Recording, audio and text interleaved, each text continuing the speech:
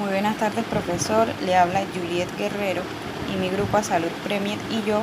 En el día de hoy le vamos a hablar sobre el pensamiento macroeconómico. El objetivo principal de este sería estudiar la teoría del pensamiento económico con el propósito de explicar el proceso evolutivo de la misma dentro del contexto histórico. Los objetivos específicos serían: 1. Estudiar las escuelas keynesiana, marxista, neoclásica y clásica. 2. Analizar las principales teorías y planteamientos del pensamiento macroeconómico.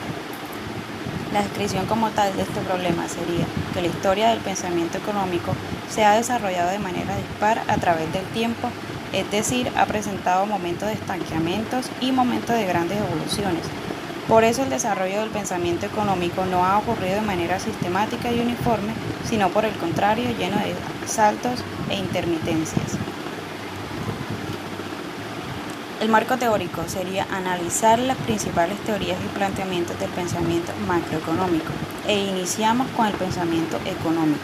Una de las obras de Platón nos da la referencia sobre cómo se organiza la economía en la ciudad ideal, y se puede utilizar esta prueba como un acercamiento a los pensadores de esta época. Para Aristóteles, la economía es la ciencia social que se ocupa de manera en que se administran unos recursos o empleo de los recursos existentes, con el único fin de satisfacer las necesidades de las personas y los grupos humanos. Por consiguiente, sería el pensamiento económico en la Edad Media. Surge en la cristianidad latina de Europa occidental. Desarrolló el feudalismo y la filosofía escolástica. Se centra en cuestiones éticas como la pobreza y la caridad.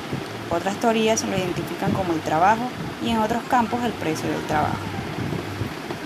Buenas, mi nombre es Milagro Gómez y hoy les vengo a hablar sobre los recursos de la economía moderna. Estos recursos cuentan con tres ramas, que son el mercantilismo, la fisiocracia y la economía clásica. El mercantilismo.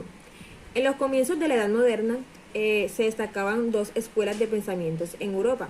Según la consolidación de los estados-nación monárquicos, se desarrollaban durante los siglos XVIII y XIX, donde afirmaba que gracias al intercambio de mercadería y a la comunicación de oro y plata se generaba riqueza. En esos tiempos creían que la riqueza estaba donde había cantidad de oro y plata, y eso era bueno para su desarrollo.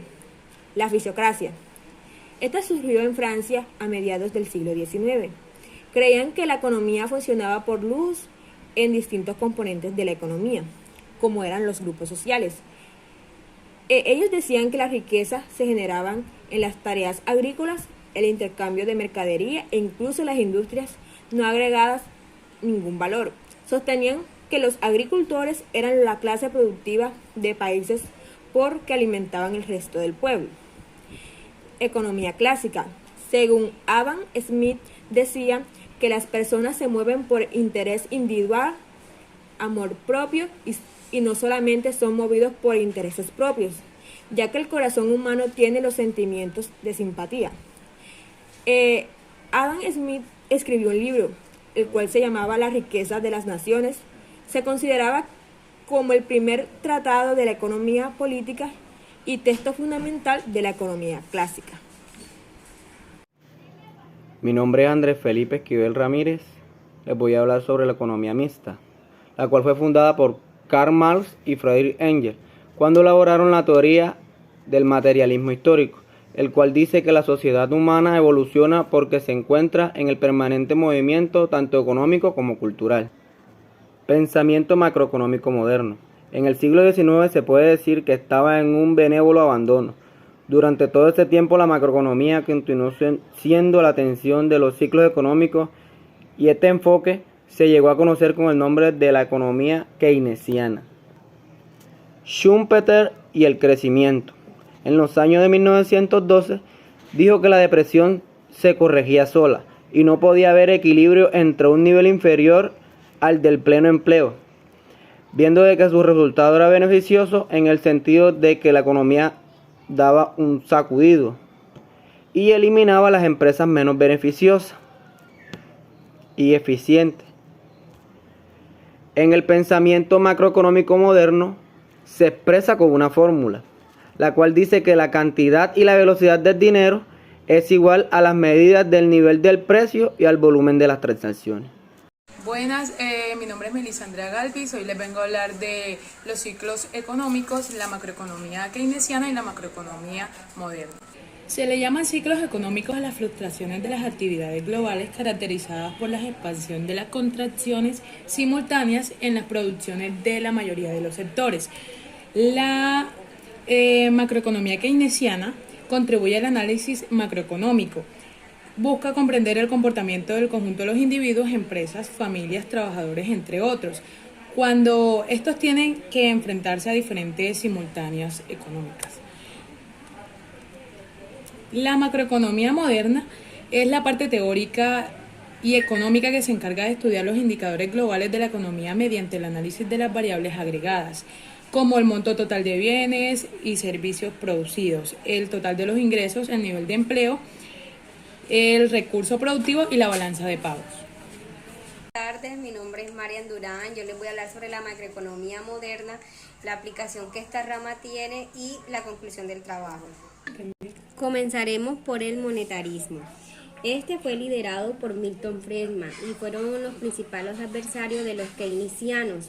Los keynesianos pues pensaban que había desinterés inicial por la oferta monetaria y los precios. Para ello era más un tipo de interés en un nivel fijo, mientras que para los monetaristas estos sostenían que la oferta monetaria desempeñaba un importante papel en la economía y no debía limitarse a mantener constante el tipo de interés.